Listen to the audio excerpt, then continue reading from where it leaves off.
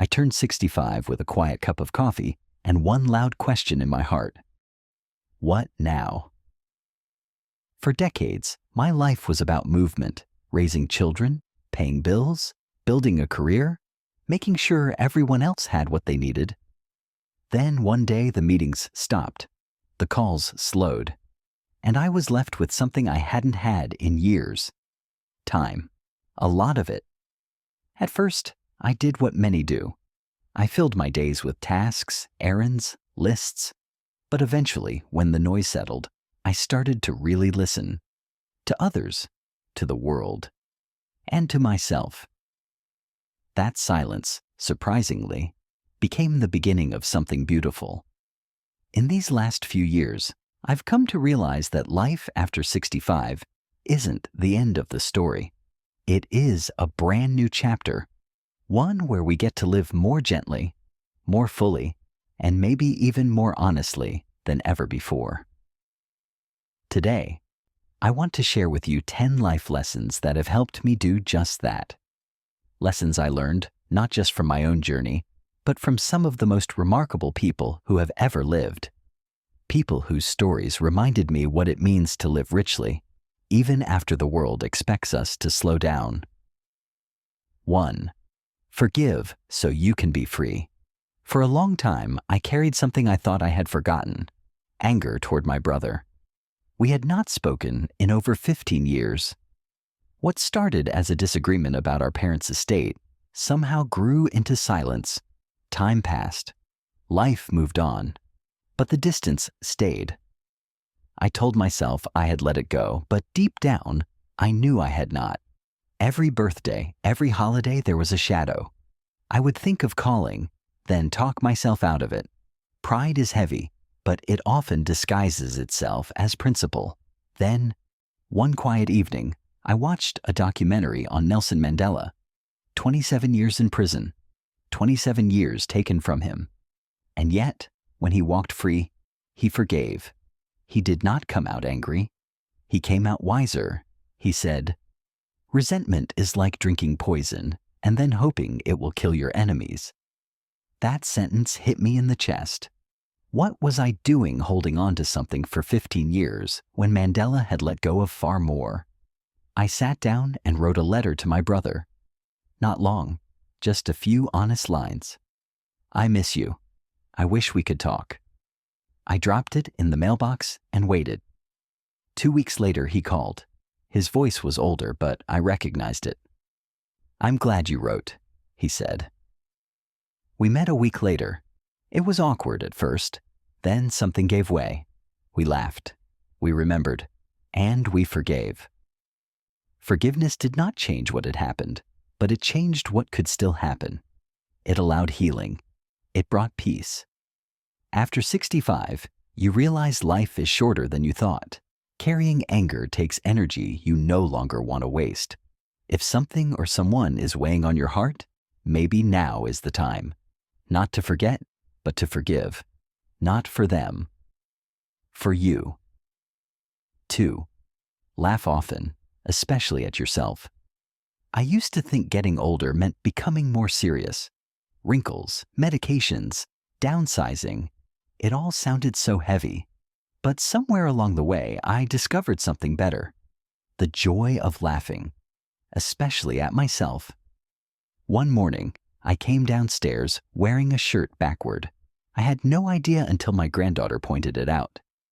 "Grandpa," she said, giggling, "are you inventing a new style?" Without missing a beat, I replied, "Yes, it's called senior casual." We both laughed so hard we had to sit down. That moment reminded me of Betty White. Even in her 90s, she was never afraid to be silly. She joked about aging, about dating, about forgetting things. She owned it all with humor. I once heard her say, "Laughter keeps everyone feeling wonderful." She was right. Betty didn't just laugh. She gave the rest of us permission to laugh with her. She reminded us that aging is not something to fear. It is something to laugh through. These days, I laugh more than I ever did in my 30s or 40s. I laugh at how long it takes me to get out of a chair. I laugh when I misplace my glasses, usually while they're still on my head. I laugh when the dog snores louder than me. And most of all, I laugh because life, in all its messiness, is still good. We take ourselves too seriously when we are young. Age gives us the freedom to let that go. When you laugh at yourself, you stop pretending. And when you stop pretending, people feel safe around you. Laughter is not denial, it is grace. It is what softens the sharp edges of life. And in these later years, it might be the most important medicine of all. So, laugh, especially when life is not perfect, which honestly is most of the time. 3. Make peace with the past. Some things from our past do not leave scars. They leave shadows. They follow us quietly, not screaming, but whispering reminders of who we used to be. For years, I lived with a shadow like that. I was a provider. I showed up to work, paid the bills, kept the lights on, but I wasn't always the father I wanted to be. I was quick to correct, slow to listen. I missed the quiet things, bedtime stories, long talks after school, little victories my children wanted to share. Back then, I thought I was doing what a man was supposed to do: protect, earn, keep things afloat. I did not realize that love often looks like presence, not just provision. When I retired and the house grew quieter, those memories started to return. I found myself thinking, did I do enough? Was I the kind of father they needed? It weighed on me. Regret doesn't shout, it settles in. It makes a home in your heart if you let it. One day I came across a quote by Maya Angelou. She said, "Do the best you can until you know better. Then, when you know better, do better." I read that line 3 times. Then I sat in silence for a while. Something in me softened. For the first time in a long time, I didn't judge my younger self. I understood him. He was tired. He was trying. He didn't always get it right, but he never stopped caring. That evening, I called my daughter. I didn't give a speech. I simply said, "I know I wasn't always the kind of dad I wanted to be. I just want you to know I'm sorry, and I love you." There was a pause. Then she said, "You were never perfect, Dad, but I never doubted your love." That moment didn't erase the past, but it rewrote how I carry it. Making peace with the past doesn't mean denying it. It means meeting it honestly and forgiving yourself for being human. You are not the mistakes you made. You are the lessons you chose to learn from them. So if you find yourself revisiting old chapters with pain or shame, I offer you this: be kind to who you were. That version of you walked through fire so this version could sit here in peace. 4. Keep moving, gently, but daily. When I was younger, movement was something I never had to think about. I got up, got going, and stayed in motion most of the day without even noticing. I climbed stairs 2 at a time. I ran for buses. I chased my kids in the yard. My legs were strong, my back was steady, and my knees didn't say a word. Then I turned 65, and everything changed. Getting out of bed became a process. I started hearing strange sounds, clicks, pops, cracks, coming from my own body. Walking up the stairs made me breathe a little harder. Bending down to tie my shoes took longer than I wanted to admit. At first, I resisted the change. I told myself I was just tired. I ignored the stiffness. I skipped walks. And slowly, I started to feel older than I actually was. The less I moved, the harder everything became. Then one afternoon, I watched a short clip of Jane Fonda. She was in her 80s, gracefully moving through a light workout routine, smiling, stretching, talking about the importance of staying active, not to impress anyone, not to look young, but to feel alive. She said something that stuck with me. It's not about staying youthful. It's about staying connected to your body.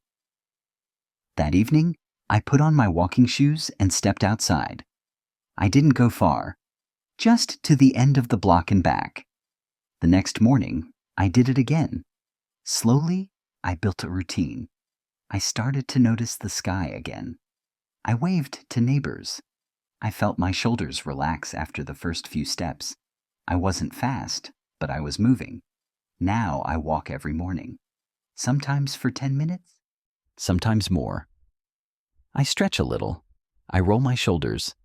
I dance in the kitchen while waiting for the kettle to boil.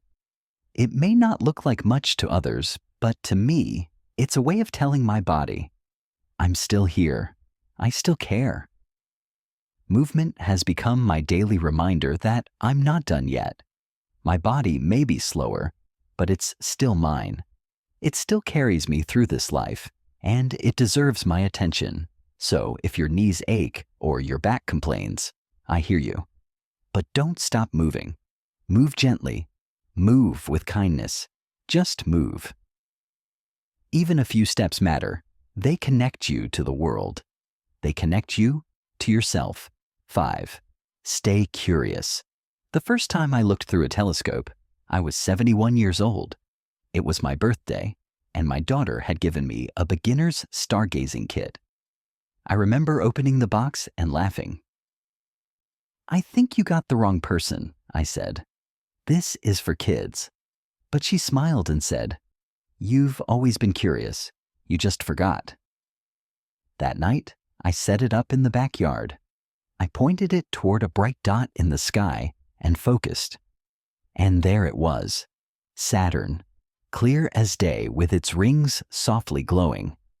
I stood there in the cold, completely still, staring at something I had only seen in books. In that moment, something woke up in me, a sense of wonder I hadn't felt in decades. It was like being a child again, asking questions, wanting to know more, feeling small in the best possible way.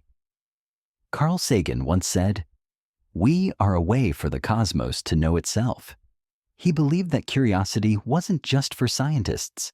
It was a human need, a part of what makes life beautiful. Watching him speak always gave me the feeling that life was bigger, deeper, and far more fascinating than we often remember. After that night, I started learning again. Not for grades, not for achievement, just for the joy of it. I took a free online course in astronomy, then one about art history. I learned how to bake bread from a YouTube video. I even asked my grandson to show me how his favorite video game worked. He was shocked and thrilled. Curiosity, I found, is not about intelligence. It's about aliveness.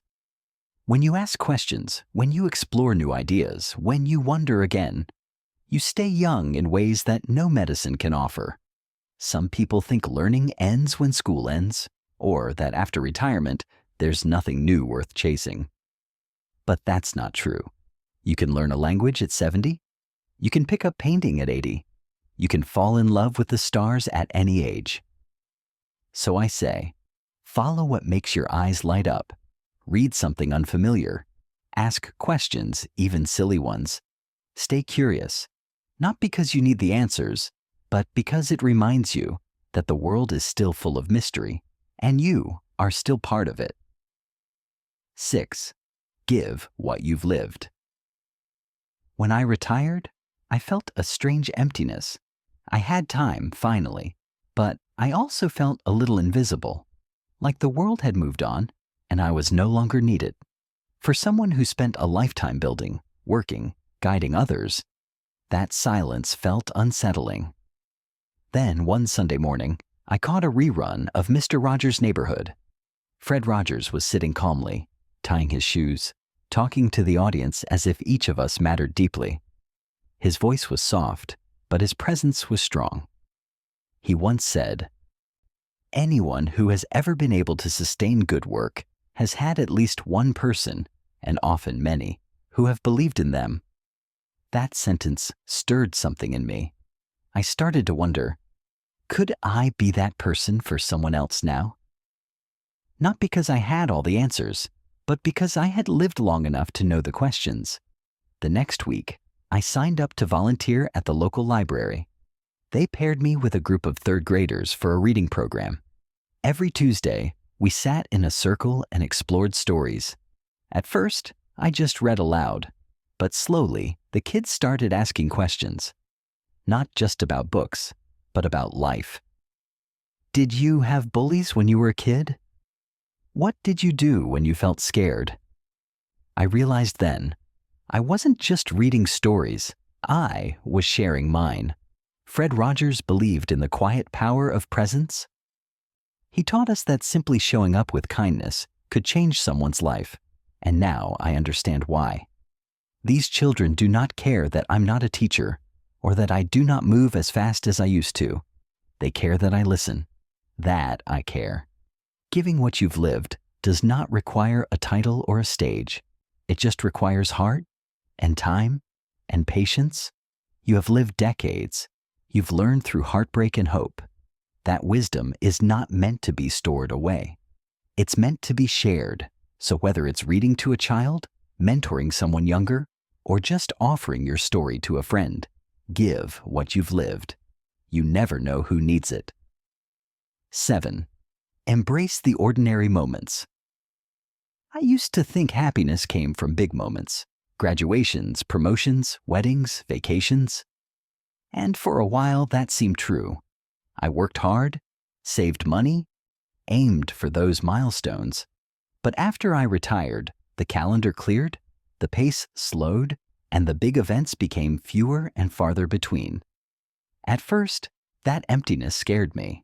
I thought something was missing. Then one morning, I found myself sipping coffee in the kitchen as the sun came up through the window. The light hit the countertop in this golden way, and everything felt still. Peaceful. I smiled without meaning to. That moment, as small as it was, filled something in me. Later that week, I read a story about Warren Buffett. He's one of the richest men in the world, yet he still lives in the same modest house he bought in 1958. He says he eats at the same diner, drives the same car, and finds joy in reading alone for hours. That made me think, maybe richness has less to do with wealth, and more to do with knowing how to enjoy the ordinary. So I started noticing the little things, the sound of the toaster popping, the smell of fresh laundry, the way my dog follows me from room to room without needing a reason, my wife's quiet humming as she folds clothes. None of these moments would make it into a photo album, but they've brought me more peace than any award I ever won. We often overlook the present while chasing the future, but now I know better. Every small joy is a gift. You just have to slow down enough to notice it. After 65, your life doesn't need to be exciting to be beautiful. The world won't always give you fireworks, but it will give you light and warmth and meaning, hidden inside the simplest routines. So I've learned to stop chasing what's next. Instead, I sit down, take a breath and say, this is enough. This cup of coffee, this quiet afternoon, this shared laugh, this is life, and I am lucky to be here for it. 8. Stay connected to community. After I retired, there was a stretch of time when I rarely left the house. No job to go to, no meetings, no real need to be anywhere. At first, it felt like freedom, but slowly, I started to feel something else, disconnected. The phone rang less, the days felt long. I would go a whole weekend without speaking to anyone but the cashier at the grocery store. I told myself I was just resting, but deep down, I was lonely. Then one Sunday morning, I saw a news story about Jimmy Carter. Well into his 90s, there he was, out building homes with Habitat for Humanity. His body was slower, sure, but his heart was wide open. He said, "You do not have to be president to serve your community. You just have to care." That hit me hard, so I joined the local community garden, not because I had a green thumb, far from it, but because I needed people. On my first day, I pulled weeds next to a retired school teacher named Dan. We talked about tomatoes, grandkids, and old music. I left that day with dirt on my knees, and something else I had not felt in a while: connection. Now, every Saturday morning, I go back. We laugh, share seeds and stories, and sometimes just sit in silence together. That simple act, digging in the soil beside someone else, reminded me that belonging is not something you age out of. Community does not have to be big. It can be a group at church, a knitting circle, a book club, or just meeting a neighbor for coffee. What matters is that you show up, that you let yourself be seen and allow others to be seen too. We were not meant to do this life alone, and especially not in the years when time feels slower. Community is not just about having someone to talk to. It is about being reminded that your presence still matters. 9. Practice gentle gratitude. It took me a long time to understand gratitude.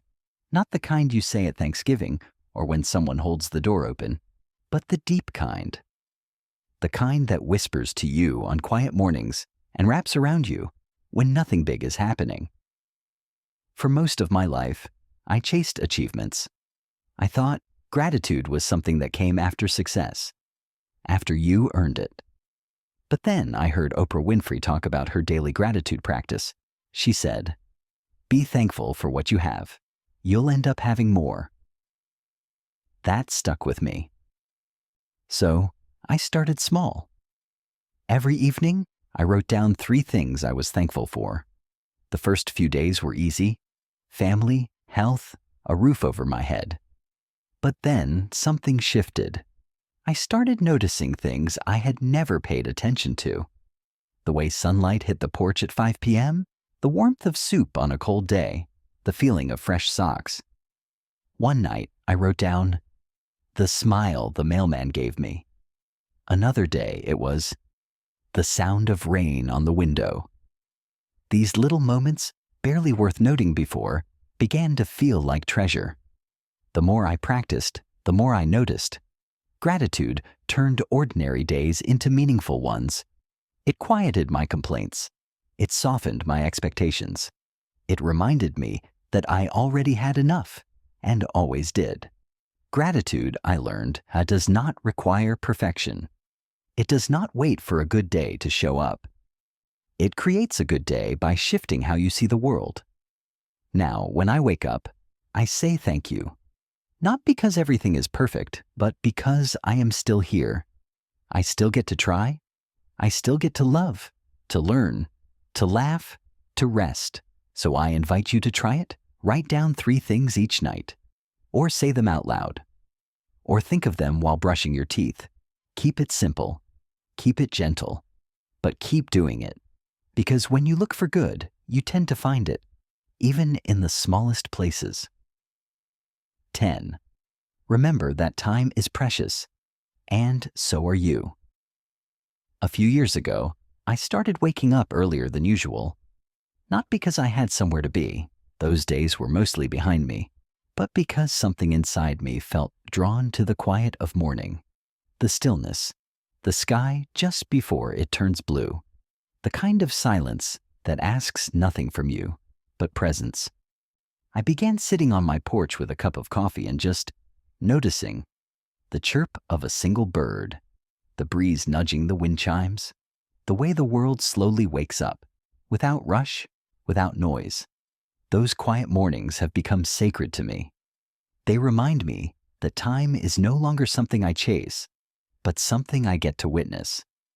That shift in perspective didn't happen overnight. Like many people, I spent most of my life running toward goals, deadlines, expectations. But now I measure time differently. Not in hours, but in moments. Not in schedules, but in presence. I once watched a speech by David Attenborough, well into his 90s, still traveling, still marveling at the planet. He said, "Cherish the natural world because you are part of it." That struck a chord with me, not just because of its environmental message, but because it reminded me of our smallness and our significance. We are not just passing through this world. We are part of it. Each day we wake up, we are given something rare, another sunrise, another chance to speak kindly, another breath to be thankful for. And as we get older, those chances become more meaningful, not less. I have lost friends. I have watched people I love take their last breaths, and every time I am reminded, time is not promised, not to the young, not to the old, not to any of us. What we do with it, that's what matters. Sometimes that means finally telling someone you love them. Sometimes it means taking a nap in the sunlight without guilt. Sometimes it simply means sitting in silence with your own heart and saying, I'm still here. You are still here. That matters. So, take the walk, call the friend, write the letter, wear the silly hat, eat the slice of cake, light the candle just because these are the moments that make a life. And at this point in our journey, we know something the young do not, that the small things were always the big things. Time is precious, and so are you. Do not forget that. And so here we are, 10 simple rules that have made these later years not smaller, but deeper, not quieter, but more meaningful. If you have made it this far with me, I want to thank you, not just for listening, but for being here. Getting older is not about fading away. It is about becoming more of who you truly are. Slower perhaps, but softer, wiser, more awake to life's beauty, and more willing to embrace what really matters. If any part of this spoke to you, I invite you to share it with someone you love, or even just with yourself. And before we go, let me remind you of one thing I now believe with all my heart. You are not behind. You are not done. You are exactly where you need to be. Take your time. Take it gently, and never forget, you still matter more than ever.